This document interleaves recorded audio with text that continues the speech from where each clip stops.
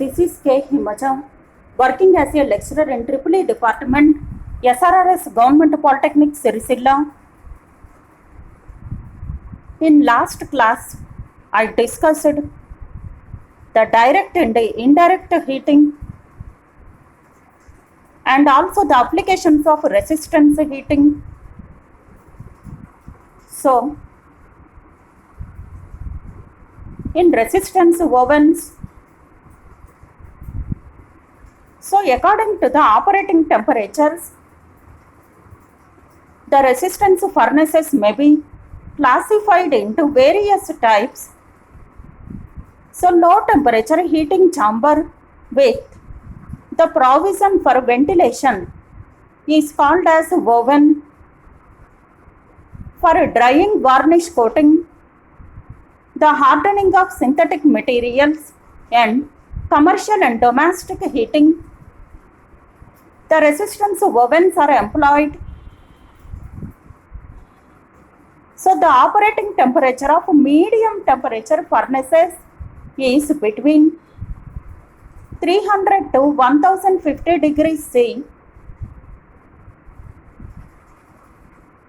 Here it is the medium temperature. Medium furnace temperature is 300 to 1050 degrees. Low temperature means below 300 degrees C. So in general, ovens using the low temperature means below 300 degrees C. So these are employed for the melting of non-ferrous metals, stove, annealing, etc. So for higher temperatures means furnaces operating at temperature between 1050 degrees to 1350 degrees C are known as high temperature furnaces 1050 to 1350, named as a high temperature furnaces. So these furnaces are employed for hardening applications. Hardening applications. So for annealing means using the temperature 300 to 1050 degrees C. For hardening means high temperature, hard the thing. Means the material must not be soft, it is very hard. It is from 1050 to 1350 degrees C. 1050 to 1350. Here this figure shows a simple resistance oven. A simple resistance oven. Here in this oven, door opening is there. Insulation material, earth, healing elements, refractory material, opening for conducting controlled atmosphere. Opening for conducting controlled atmosphere. Here the temperature inside the furnace is adjusting automatically. Once the oven is heated to certain temperature, it automatically off, because internally direct on off and indirect on off buttons are there. So resistance ovens consist of a heating chamber. Exactly, it consists of a heating chamber. Heating chamber. So this is the heating chamber. So the inner surface of the heating chamber is made to to suit the character of the charge. Here the inner surface of the heater is made. And the type of the furnace or oven. Here example they are taking the oven here in this case. In case of ovens using the temperatures below 300 degrees C. So the type of insulation used for heating temperature is determined by the maximum temperature of the heating chamber. Here the temperature is depends on this heating chamber. So these are the heating elements, refractory material, door and insulating material. So these are the major things. Next one, efficiency and losses of resistance ovens. Efficiency and losses of resistance ovens. So first of all, the heat produced in the heating elements not only rises the temperature of the charge to the desired value. The heat produced in the heating elements not only rises the temperature of the charge to desired value, but also use it to overcome the losses occurring. Here in any one is not a idle one. Definitely some losses are present. Any one is not a idle one. Some losses are present. So first one, heat used in rising the temperature of oven or furnace. Heat used in rising the temperature of oven or furnace. So these points one by one I will discuss. These are the main points. Next, heat used in rising the temperature of containers or carriers. Heat used in rising the temperature of containers or carriers. Next one, heat conducted through the walls. Heat conducted through the walls. Next one, heat loss due to opening of oven door. Once the door is opened, some of the heat is wasted. Some of the heat is wasted. This is also one of the laws. So now I will discuss one by one each point. So the heat required, first point. What is the first point? Heat used in rising the temperature of oven or furnace. Heat used in rising the temperature of oven or furnace.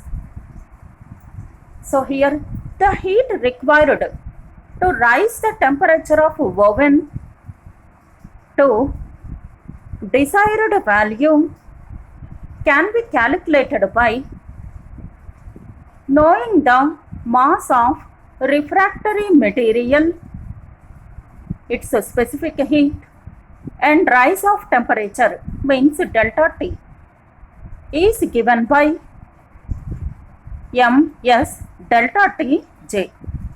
Ms delta Tj. In case of oven is continuously using, these laws become negligible. If we are using the oven as continuously, the loss is negligible. This loss becomes negligible. Here M is the refractory material mass.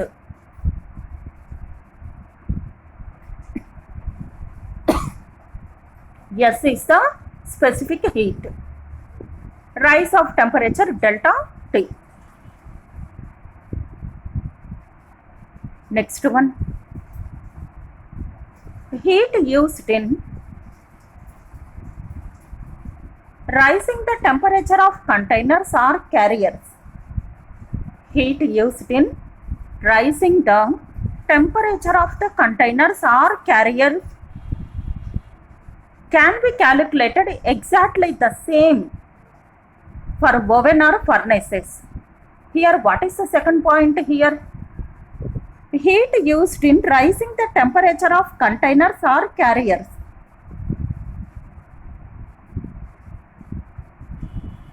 Some containers also takes some of the heat. It is also one of the laws. So, heat used in second point. Rising the temperature of containers or carriers can be calculated exactly the same as furnaces.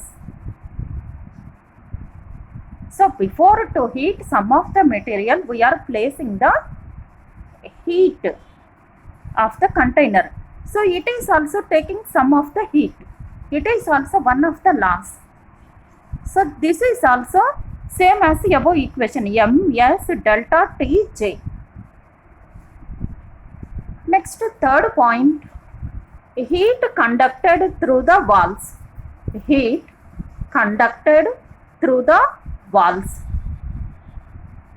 The walls also taking some of the heat. So now, third point, heat loss conducted through the walls of the container can be calculated by knowing the area of the container in square meters. Knowing the area of the container in square meters. The thickness of the walls means T. T is the thickness. The inside and outside temperature of the container is T1 and T2 degrees in C. Here this is the loss due to walls. And the thermal conductivity of the container walls K in meter cube per degree centigrade per hour and is given by heat loss by conduction. Actually, there is no specific formula for the determination of loss due to opening of for the door. So, third point is the heat loss through the walls. And fourth point is the heat loss due to opening of oven door. So, this is, so exactly how much loss it takes means there is no specific formula.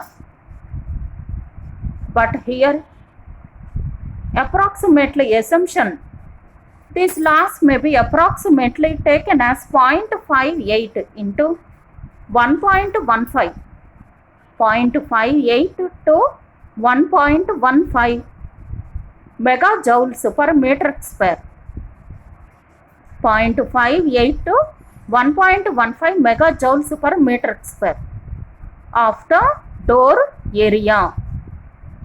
If the door is opened for a period of 20 to 30 seconds.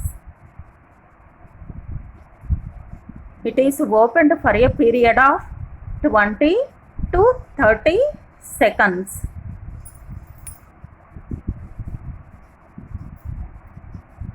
So, for opening of oven door, there is no exact formula, but it is approximately 0.58 to 1.15 megajoules per meter square.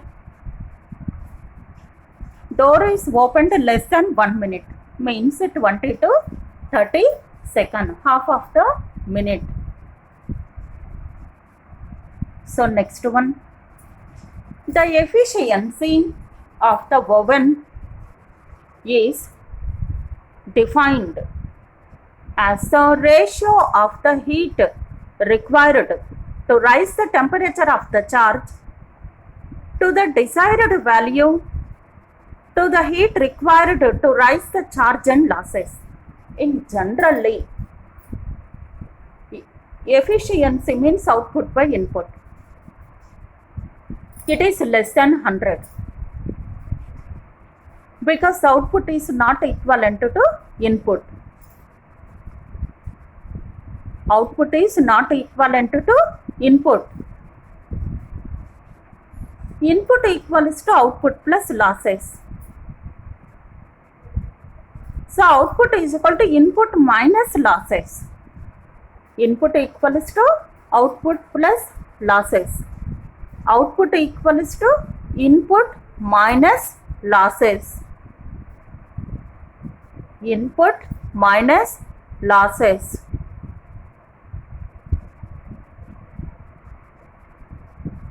So idle one means the output is equal to input, means losses becomes 0. But in any case, the idle efficiency is not possible. Compulsory some losses are present. But the possible condition is we have to improve the efficiency as high as possible. To improve the efficiency as high as possible.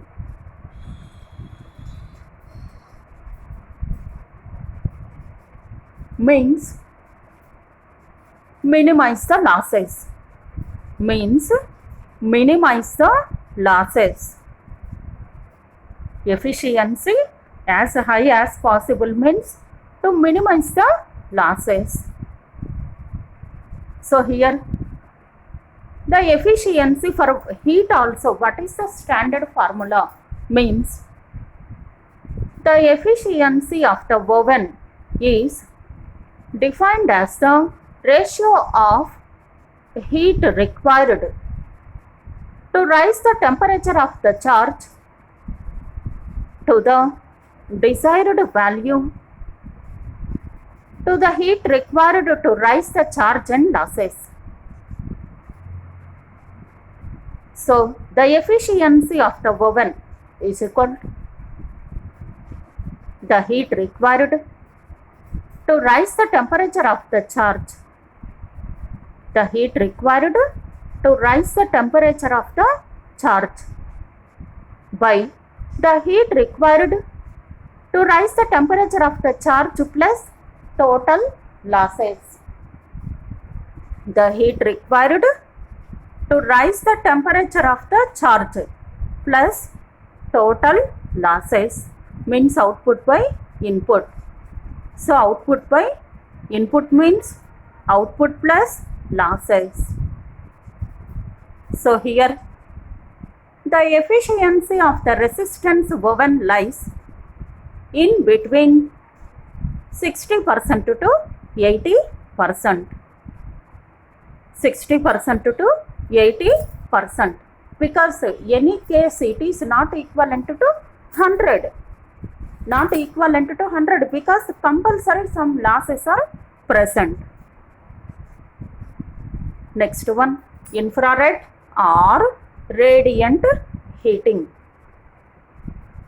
So in this method of heating, the heat transfers takes place.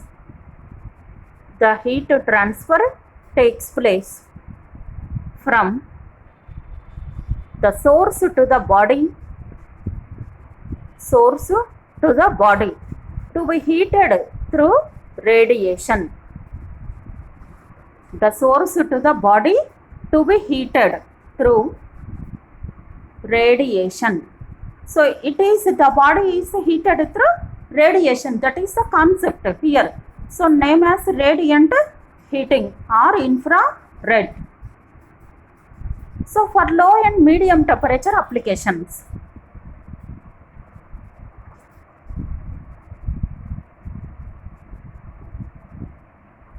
In case of resistance ovens, the heat transfer takes place by convection and partly by radiation.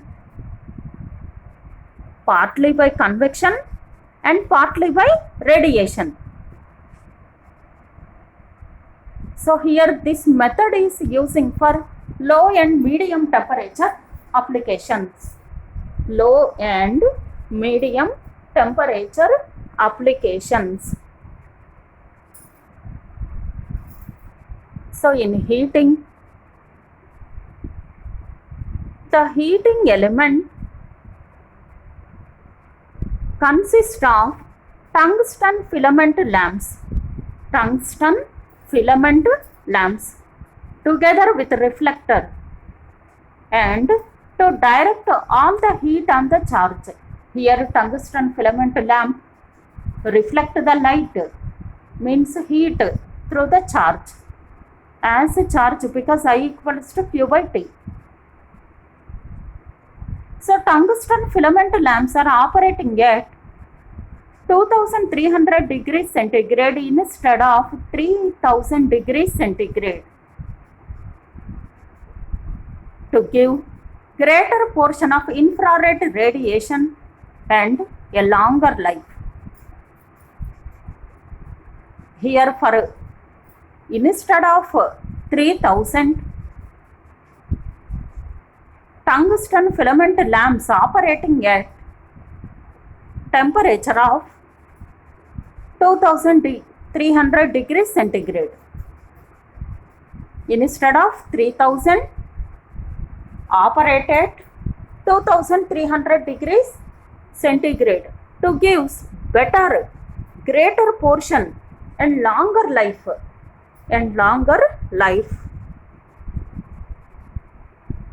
The radiant heating is mainly used for drying enamel or painted surfaces.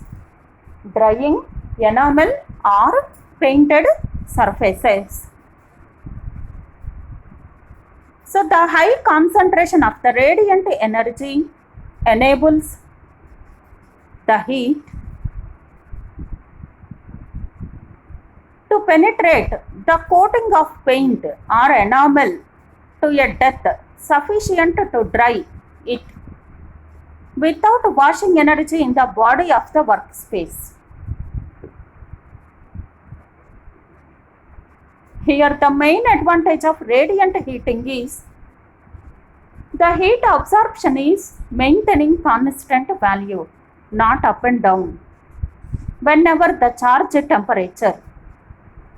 Whereas with ordinary oven, the heat absorption falls off very considerably as the temperature of the charge rises. Here in radiant heating, it is maintaining constant value.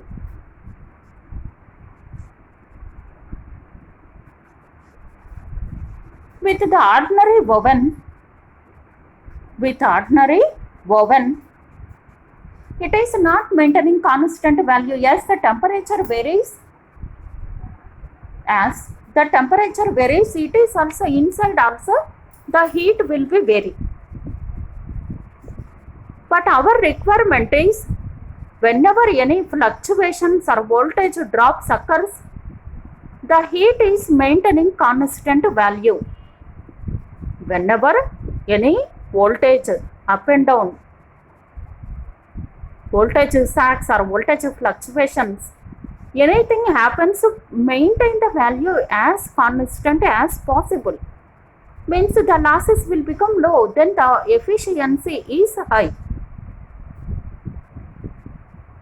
So the lamp ratings are used between 250 and 1000 watts, operating at voltage of 115 volt. In general, our voltage is 230 volt. So using step down the voltage transformer or voltage regulator and maintaining the value as 115 volt. in order to ensure a robust filament. A robust filament. So here in this case,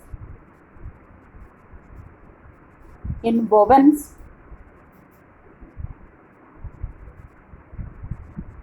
so whenever through radiant heating, the temperature is maintaining constant value. Any fluctuations will occur, means either voltage up and down or whatever it may be. So the filament lamp, instead of 3000 degrees centigrade, it has to operate at 2300 degrees centigrade. Instead of 3000, it has to operate at 2300 degrees centigrade. Then it has a longer life, and also the efficiency is very good. Now, temperature control of resistance heating. Temperature control of resistance heating. This is in your part 5.6. In your syllabus 5.6. In your syllabus, the concept is 5.6. Explain different methods of temperature control of resistance heating with diagrams. Explain different methods of temperature control of resistance heating with diagrams. So,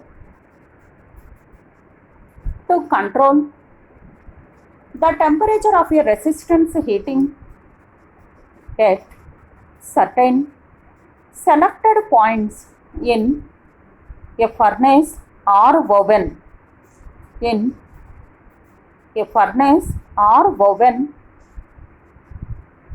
as per certain limits,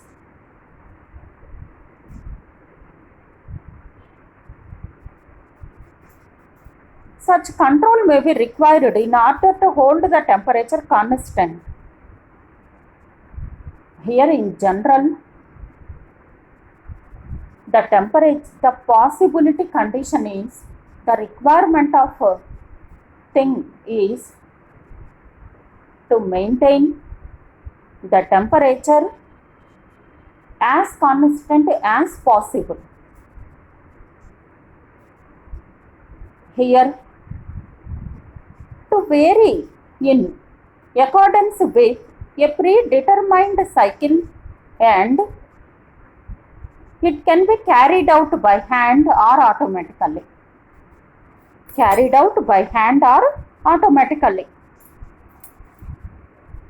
In resistance furnaces, the heat developed depends upon I square R T. Therefore, the temperature of the furnaces can be controlled either by, here the temperature of the furnace, how we have to vary, means first one, changing the resistance of elements.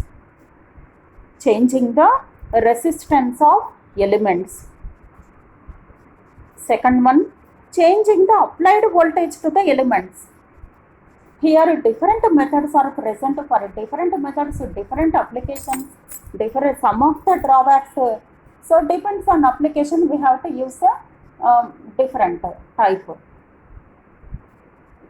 Second one, changing the applied voltage to the elements.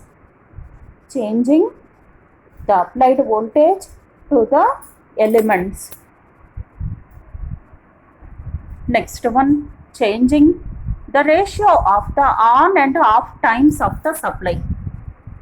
Changing the ratio of on and off times of the supply.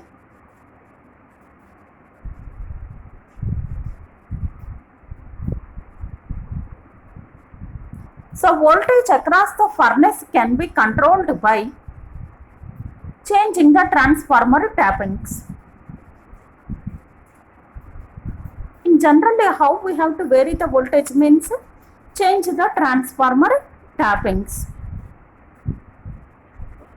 because voltage equals to, in transformer the voltage equals to 4.44 F 5M N1. 4.44 F 5M N1. E equals to 4.44 F 5M N1 means voltage is directly proportional to number of turns. Voltage is directly proportional to number of turns means the voltage is high means at what condition, if the number of turns are high, the voltage also high.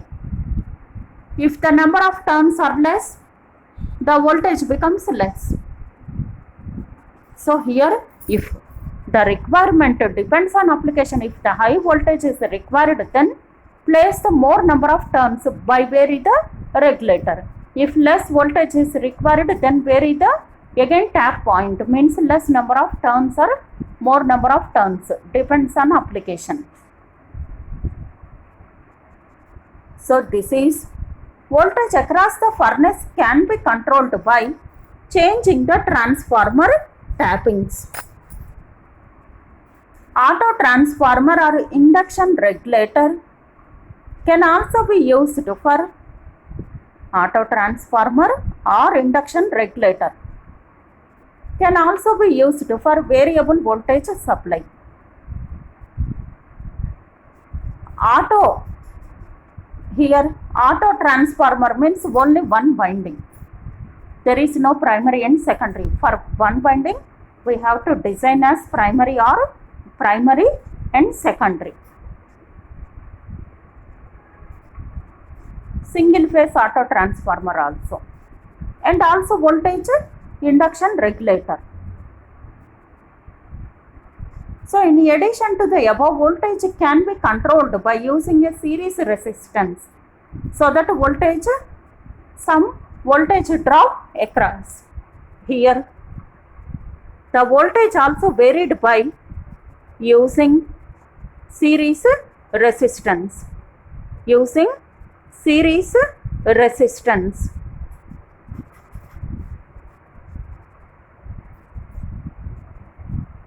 So this series resistor, but this method is not economical. This method is not so economical, as the power is continuously wasted in controlling the resistance. Here resistance also, the loss is present, that is I square or loss. So again, we have to monitor or control the resistance also. Hence, this method is limited to small furnaces. This method is limited to small furnaces. An on-off switch can be employed. On-off switch can be employed to control the temperature. To control the temperature. So the time for which the oven is connected to the supply and the time for which it is disconnected from supply will determine the temperature. Here, how we have to determine the temperature means the time, at what time the oven is connected to the supply, and also at what time the oven is disconnected from the supply.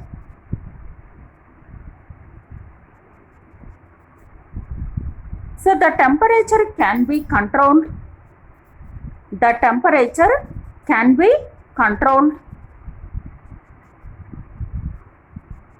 by providing various combinations of groups of resistances used in the furnace.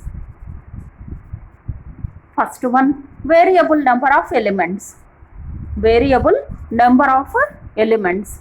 So for example, assume R is the resistance of one element and N is the number of elements are connected in parallel. If number of elements are connected in parallel means same values are connected in parallel means the total resistance is R by N. The total resistance is R by N. If the number of elements are connected in parallel, the total resistance becomes R by N. So heat developed in the furnace is, that is, if the number of elements connected in parallel increases, the heat developed in the furnace also increased.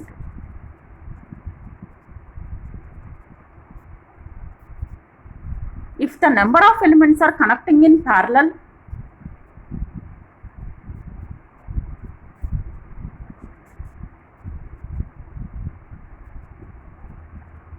the heat developed also increases. The heat developed also increases because H equals to I square RT by J. H equals to I square RT by J. If the number of elements are connecting in parallel, the resistance value become decreasing. Means current will become increase. But here current is here power of 2. So automatically the heat developed in the furnace also increased. Second one, series parallel or star delta arrangement of elements. Series parallel or star delta arrangement of elements. So if the available supply is single phase, if the supply is single phase, the heating elements can be connected in series for the low temperatures and are connected in parallel for the high temperatures. For example, if series means same resistors are connected in series, the resistance value become increasing. Formula is R into N. R, any type of resistances are connected in series, the resistance will become increase. Current will become decrease and power also will become decrease, minimizing. Once if the resistors are connected in parallel, the resistance will become decrease, the current will become increase. So for high temperatures, they are connected in parallel, and for low temperatures, the elements are connected in series. For high temperatures, connected in parallel, and for low temperatures, connected in series. So this is for single phase. Similarly, if the available supply is a three phase, three phase means two combinations are possible, star and delta connection. In star connection, V phase equals to VL by root 3, I phase is equal to IL. In the case of delta connection, I phase equals to IL by root 3, V phase is equal to VL. I phase equals to IL by root 3 and V phase is equal to VL. So, if the available supply is three phase,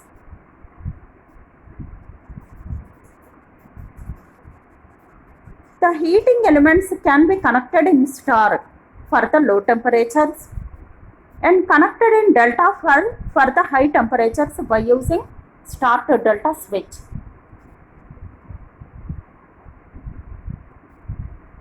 So in three phase, for low temperatures connecting in star, and for high temperatures connecting in delta site. For single phase supply, for low temperatures heating elements are connected in series, and for high temperatures the heating elements are connected in delta. The heating elements are connected in delta. Next one, arc heating. Arc heating. Arc heating.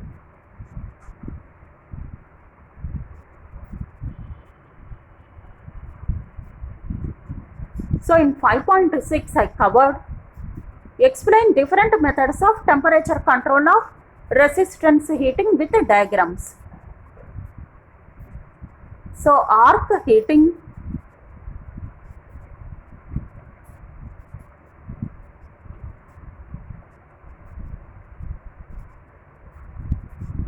so if the high voltage is applied across an air gap, the air in the gap gets ionized under the influence of electrostatic forces and becomes a conducting medium. Current flows in the form of a continuous spark known as arc. Arc heating here. Once any high voltage is applied in the air gap, so the air also ionized. The air becomes ionized. So the current flows continuously in the form of spark. A spark is produced because of gaps. In the gaps also the air will flows. After some time the air gets ionized. So due to this electrostatic forces it produces a spark that is named as arc. So a very high voltage is required to establish an arc, but very low small voltage is sufficient to maintain it across the air gap.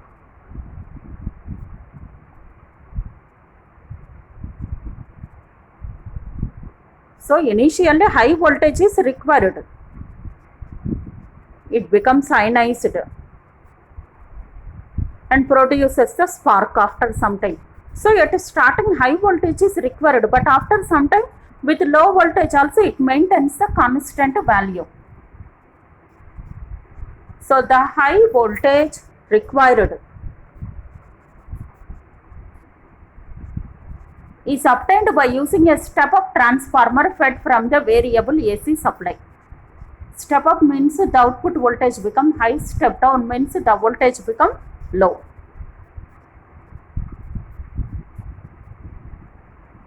So another method of striking the arc by using low voltage is by short circuiting the two electrodes. So the electrodes are made up of carbon or graphite and are used in arc furnaces when the temperature obtained is in the range of 3000 to 3500 degrees C. 3000 to 3500 degrees C.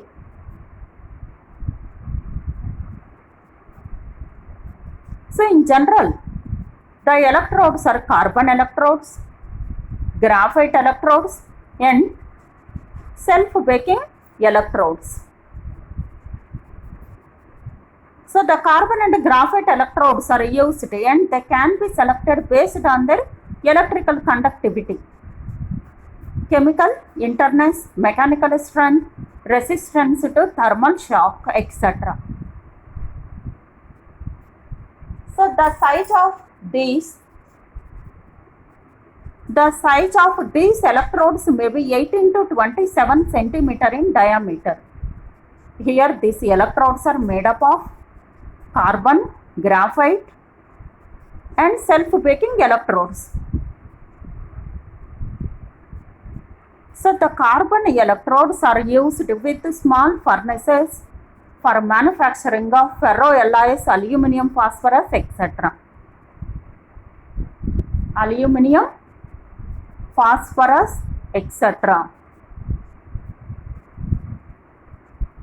So the self-baking electrodes are employed in the electrochemical furnaces and in the electrolytic production of aluminum.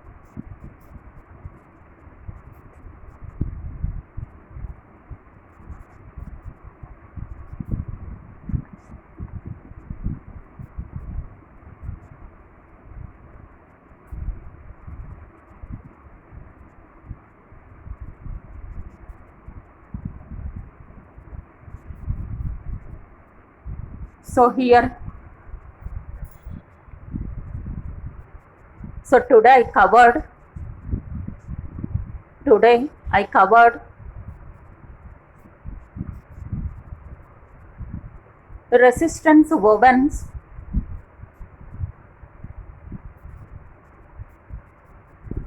efficiency and losses of resistance ovens,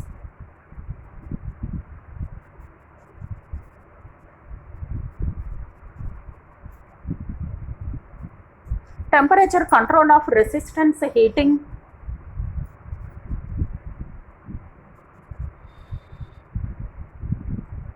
so in resistance ovens,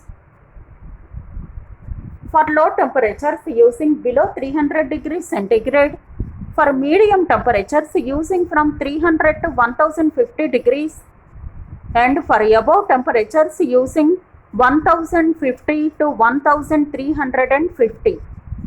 Below temperatures 300, medium from 300 to 1050, and for high temperatures 1050 to 1350 degrees.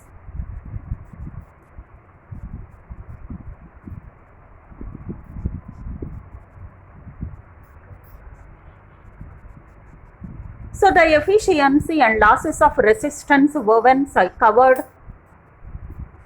So main 4 points I covered: heat used in rising the temperature of oven or furnace, heat used in rising the temperature of containers, same formula as oven. Next point, heat conducted through the walls, and last one, heat loss due to the opening of oven door. So in general, the heat loss, once the door is opened, means definitely the heat, some of the heat will be wasted, that is from 0.58 to 1.15 megajoules per meter square, and the door is opened for 20 to 30 seconds. This value also approximately value. Next, the efficiency means here in between 60% to 80%. The efficiency of the oven, output by input, output by output plus losses.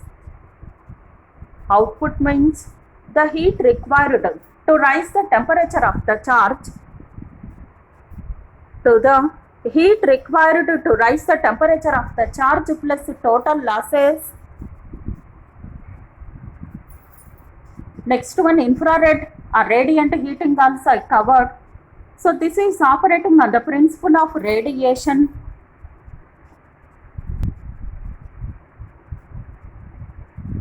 So the heating element in the case of tungsten filament lamp, instead of 3000 degrees centigrade, it may be operated 2300 degrees centigrade to maintain the constant temperature.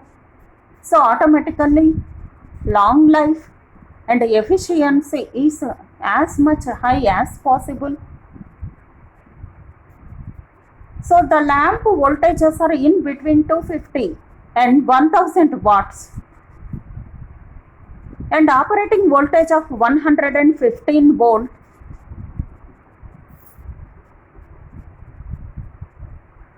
Next one, temperature control of resistance heating.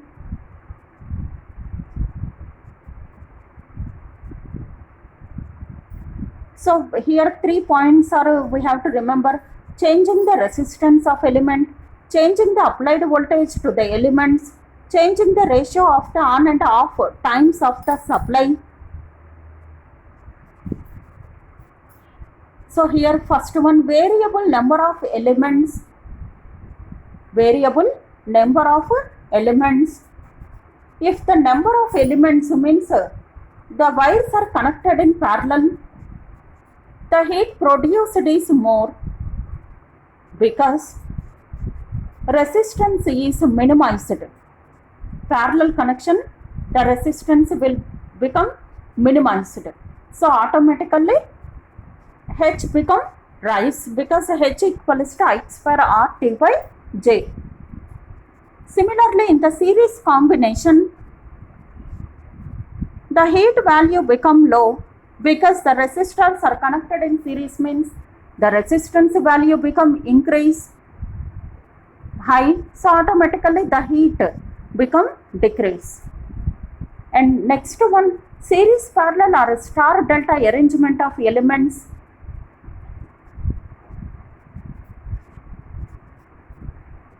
So for low values, in the case of single phase supply, series and parallel, 3-phase means star and delta connection. So for low heat means they are placing in series. For high heat means placing in the parallel combination. Similarly, for the low temperatures, placing in star connection, and for high temperatures, using delta connections.